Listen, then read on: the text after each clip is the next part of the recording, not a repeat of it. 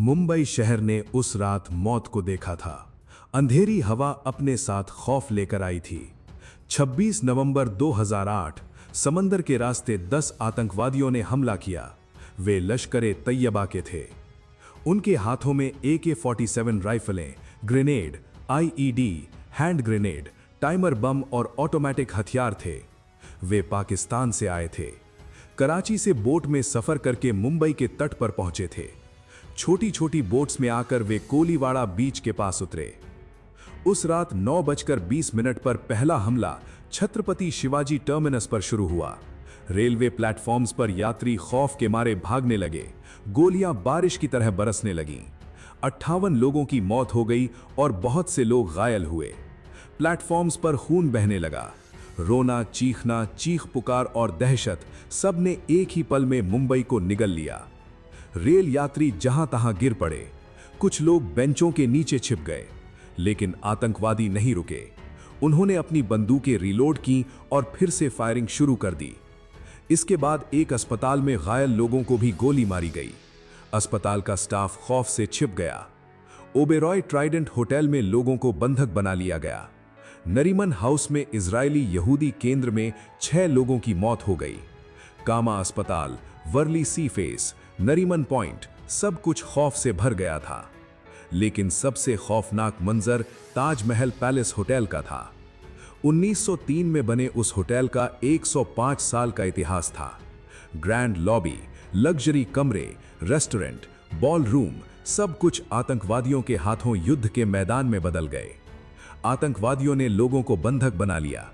औरतें, बच्चे, विदेशी पर्यटक, होटल का स्टाफ, कोई भी बाहर नहीं आ सका। कमरों में छिपकर जो भी सामने आया उसे गोली मार दी गई। आग बहुत ज्यादा थी और खौफ भी। होटल के कुछ स्टाफ सदस्यों ने बंधकों को छिपाने की कोशिश की। कुछ लोग कमरों में ताला लगाकर छिप गए, लेकिन आतंकवादियों ने कमरों के दरवाजे लात मारकर तोड़े, अंदर घुसे और गोलियां चला दी। मुंबई पुलिस और मरीन कमांडो ने कोशिश की, लेकिन वे होटल के अंदर की स्थिति के विशेषज्ञ नहीं थे। आग ज्यादा होने के कारण उन्हें पीछे हटना पड़ा। पुलिस वालों ने हीरो की तरह लड़ाई लड़ी, जिसमें कुछ पुलिसकर्मी शहीद हो गए। तब दिल्ली से नेशनल सिक्योरिटी गार्ड के कमांडो आए। वे भारत की सबसे बेहतरीन कमांडो फोर्स हैं। 27 नवंबर की सुबह 5 बजे वे मुंबई पहुंचे। ऑपरेशन ब्लैक टॉर्नेडो शुरू हुआ। उस टीम में एक योद्धा थे, मेजर संदीप उन्नीकृष्णन। उनकी कहानी साहस, बलिदान और देशभक्ति से भरी कहानी है। अब हम इसे बहुत ही सरल और विस्तार से जानेंगे। संदीप का जन्म 15 मार्च 1977 को केरल के कोझिकोड में हुआ था।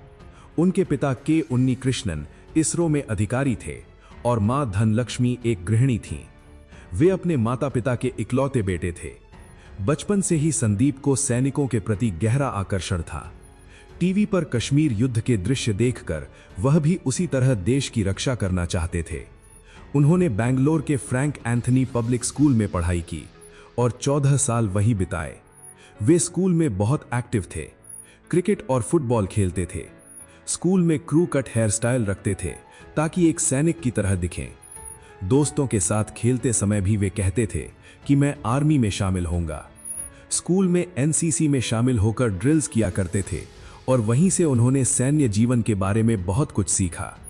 1995 में उन्होंने ISC साइंस पूरी की। इसके बाद बेंगलोर यूनिवर्सिटी से BSc केमिस्ट्री की पढ़ाई की, लेकिन सेना में शामिल होने का सपना हमेशा उनके मन में था। पढ़ाई पूरी करने के बाद 1999 में वे इंडियन मिलिट्री एकेडमी देहरादून से ग्रेजुएट हुए और उन्हें 7वीं बटालियन बिहार रेजिमेंट में कमीशन मिला। उन्होंने Siachen high altitude warfare school में ट्रेनिंग ली। -50 डिग्री की ठंड, 18,000 फीट की ऊंचाई, ऑक्सीजन की कमी, इन सब का उन्होंने सामना किया और ग्लेशियरों पर चले। कश्मीर में आतंकवादियों का मुकाबला किया। एक मिशन में उन्होंने अकेले 11 आतंकवादियों का सामना किया और अपने साथी सैनिकों को बचाया।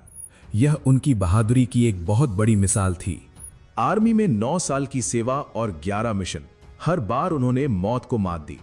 20 जनवरी 2007 को वे डेप्यूटेशन पर नेशनल सिक्योरिटी गार्ड NSG में शामिल हुए।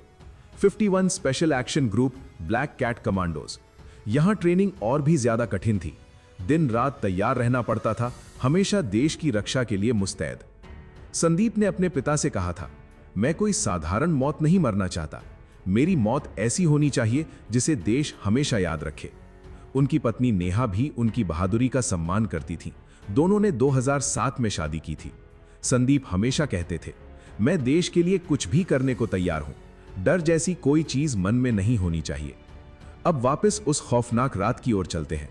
26 नवंबर 2008 रात 9:20 10 आतंकवादी मुंबई में घुसे। CST स्टेशन पर खून खराबा, 58 लोगों की मौत। ओबेरॉय होटल में बंधक और नरीमन हाउस में इजरायली यहूदी केंद्र में 6 लोगों की मौत। ताज होटल में 31 विदेशियों समेत कई लोग बंधक थे। आतंकवादी कमरों में छिपकर फायरिंग कर रहे थे और मुंबई खौफ से कांप उठी थी। NSG कमांडो 27 नवंबर की सुबह 5 बजे मुंबई पहुंचे। मेजर संदीप 51 SAG टीम के लीडर थे। 9-10 कमांडोज के साथ वे ताज होटल में दाखिल हुए और ऑपरेशन शुरू हो गया। लॉबी में पहली मुठभेड़ हुई, ग्रेनेड फटे और गोलियों की बारिश होने लगी। संदीप का आदेश था, आगे बढ़ो, कवर लो, बंधकों को बचाना है। उनकी आंखों में कोई डर नहीं था, बस देश और बंधकों की रक्षा का जज्बा था। सीढ़ियां चढ़ते हुए, कमरों को चेक करते हुए वे आगे बढ़े। एक कमरे में 12 लोग बंधक थे जो खौफ से कांप रहे थे। संदीप की टीम ने उन्हें बाहर निकाला। 15 घंटों तक बंधकों को बचाने का अभियान चला।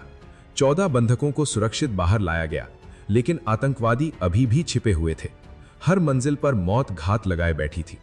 संदीप की टीम के कमांडो सुनील यादव घायल हो गए। संदीप ने अकेले ही आतंकवादी का मुकाबला किया। फायरिंग करते हुए उन्होंने सुनील को बचाया। इसके बाद उन्होंने लंबे कॉरिडोर में आतंकवादियों का पीछा किया। वे लगभग 400 मीटर तक दौड़े। उन्होंने 4 आतंकवादियों को बॉलरूम की तरफ खदेड़ दिया। टीम पीछे रह गई, लेकिन संदीप आगे बढ़ते रहे। उन्होंने हेमंत करकरे नाम के कमांडो के साथ मिलकर लड़ाई लड़ी। उस कॉरिडोर में गोलियां दीवारों से टकराकर वापस आ रही थीं। धूल हवा में चारों तरफ फैल गई थी, लेकिन संदीप बिना रुके आगे बढ़ते रहे। सस्पेंस यहीं पर सबसे ज्यादा बढ़ गया। 28 नवंबर की आधी रात वे सेंट्रल स्टेयरकेस से ऊपर की तरफ गए। Grand staircase. एक आतंकवादी सोफे और टेबल के पीछे छिपकर बैठा था। संदीप ने अपनी MP5 सब मशीन गन निकाली और फायर किया। गोलियां दीवार पर लगीं। तभी एक आतंकवादी ने पीछे से हमला कर दिया और AK-47 से बर्स्ट फायर किया। संदीप का शरीर घूमकर गिर पड़ा। चोटें गंभीर थीं। छाती, पेट, पैर, हर जगह गोलियां लगी थीं। खून बह रहा था, लेकिन वे रुके नहीं। उन्होंने रेडियो पर अपनी टीम से कहा, तुम लोग ऊपर मत आना, मैं उन्हें संभाल लूंगा। ये शब्द उनके आखिरी शब्द थे। वे अकेले ही आगे बढ़े और आतंकवादियों को एक कोने में ढकेल दिया। वे वसाबी रेस्टोरेंट की तरफ भाग गए। बाद में टीम ने उन आतंकवादियों को मार गिराया, लेकिन संदीप उन घावों के साथ गिर पड़े। 31 साल की उम्र में वे शहीद हो गए। 28 नवंबर 2008 को ऑपरेशन खत्म हुआ।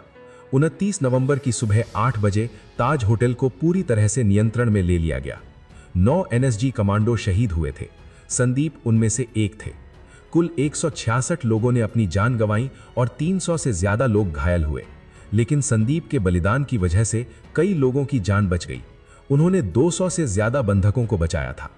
मरणोपरांत 26 जनवरी 2009 को उन्हें अशोक चक्र से सम्मानित किया गया, जो भारत का सर्वोच्च शांतिकालीन वीरता पुरस्कार है। उनके सम्मान पत्र में लिखा गया था, मेजर संदीप उन्नीकृष्णन ने असाधारण साहस, भाईचारे और नेतृत्व का प्रदर्शन किया। उन्होंने बंधकों को बचाया, आतंकवादियों का सामना किया और अपने प्राणों की आहुति दे दी।